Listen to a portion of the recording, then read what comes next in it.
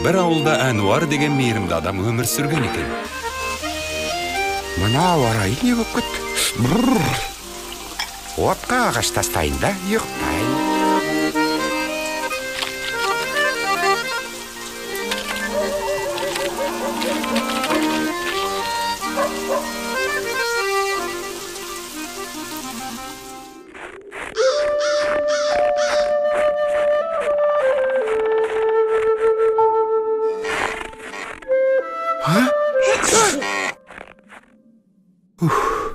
Аю екен десем.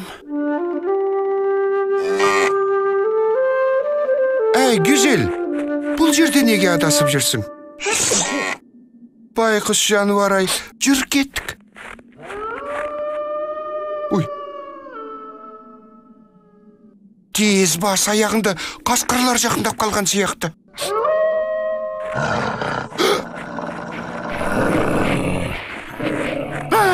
Güzel, tez kaçtık.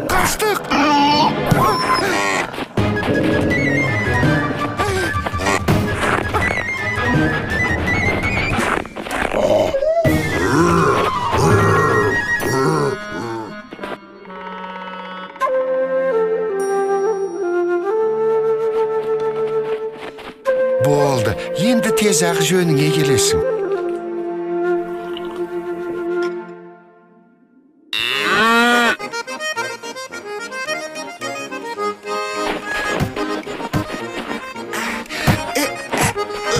Сөйтіп Güzel Әнуардың үйінде қалды.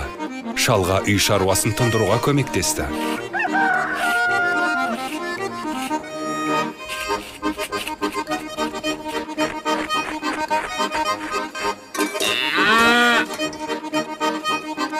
Көршілердің бәрі осындай көмекшінің барына қайран қалды.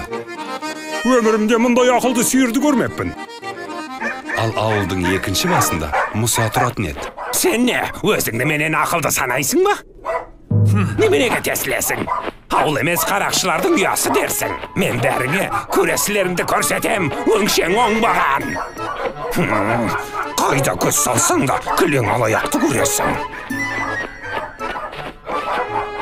Өй! Мұнау менің сиырым ғой. Мұса, не болды? Андағы сүт менікі. Әкел бері. Мұса, мұның не? Орлақшы. Не?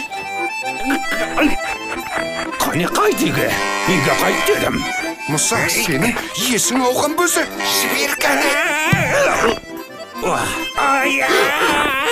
Сен менің сиырымды ұрладың. Сен менің сүтімді ұрладың. Ұрлықшы.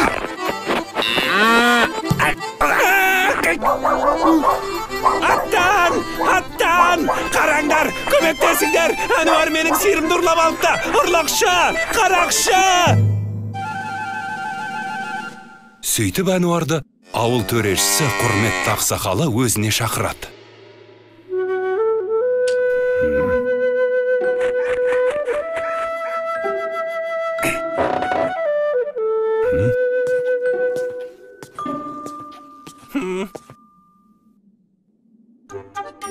Сонымен Әнуар, сен сиырды орманнан тауып алдың деймісің? Иә. Ал сен Мұса, бұл сиыр сенікі демекшісің. Әрине менікі. Әнуар оны ұрлап алыпты. Мен оны ұрлағам жоқ. Орманнан тауып алдым. Оны ұрламақшы болған сен. Міне, қараңдар. Мынау менің таңбам. Яғни сиыр да менікі деген сөз.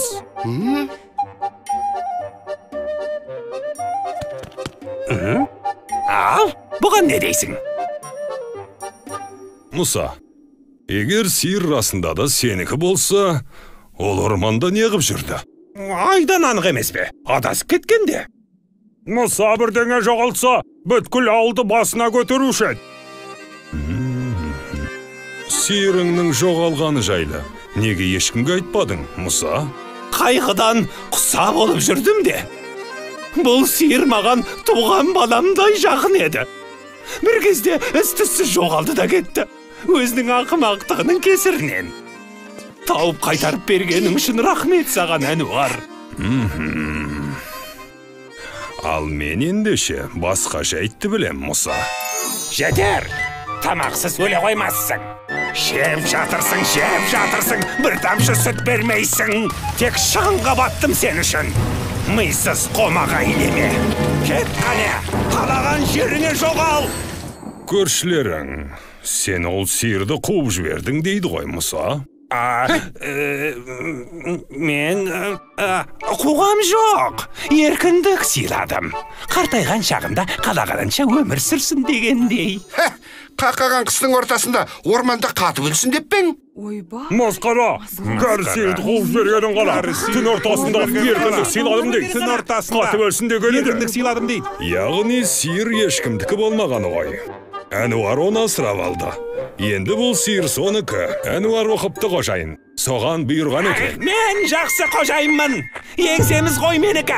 Маңайдағы ең жүйрік атта менде ғана. Бұл менің сиырым. Қаласам қуып шығам, әйтпесе шұжық жасаймын. Осылай. Тоқтатыңдар. Қане доғарыңдар. Тоқтат! Сиыр ең жайлы қожайынға бұйырады. Ертең менің 3 сұрағыма жауап бересіңдер. Сөйтіп қайсың артық екеніңді анықтаймыз. Кімнің үздік екені онсыз да белгілі. Опасыздар, қарақшылар.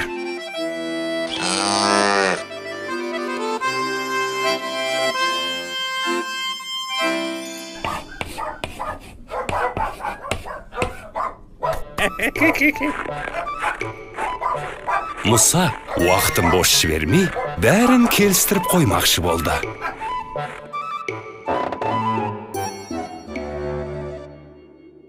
Ал егер алмай қойса ше?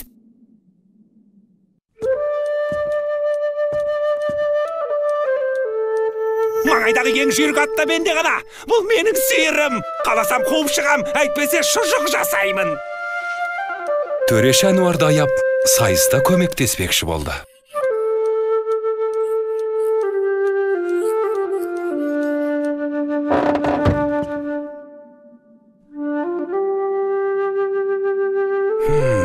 Бірақ ол өте әділ адам болатын.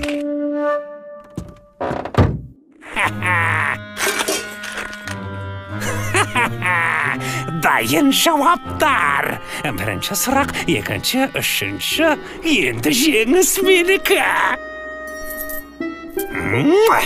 Әрі тегін.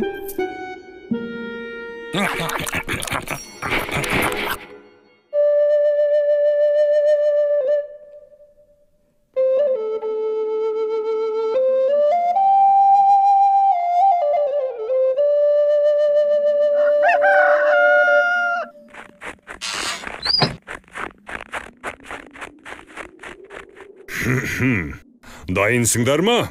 Бірінші сұрақ. Дүниедегі ең құнарлы не нәрсе? Мұсаның қойлары шығар. Рахмет, Әнуаржан. Бірақ ең құнарлы нәрсе ол жер ана. Мұсаның жауабы дұрыс. Екінші сұрақ. Дүниедегі ең жүйрік нәрсені ата. Мұсаның аты ең жүйрік болар. Бәрінен жүйрік ол адамның ойы, бірақ сенің ойың емес. Үшінші сұрақ.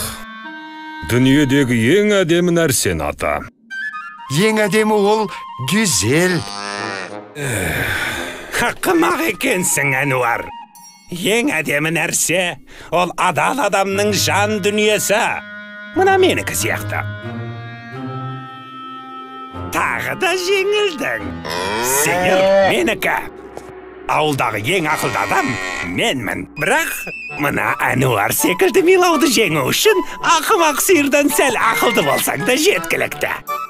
Ал мұны тексеру керек екен. Шынымен Мұса, сен сиырдан ақылды ма екенсің? Дайындалыңдар. Әнуар, Бер кел, маған кел. Ей, Мұса, не қып тұрсың? Солға бұрыл. Мұса оң жақтың қайда екенін білмейді.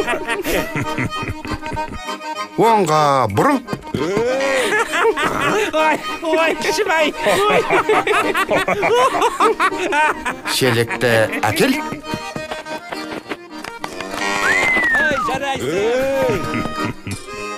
Ақылды менің.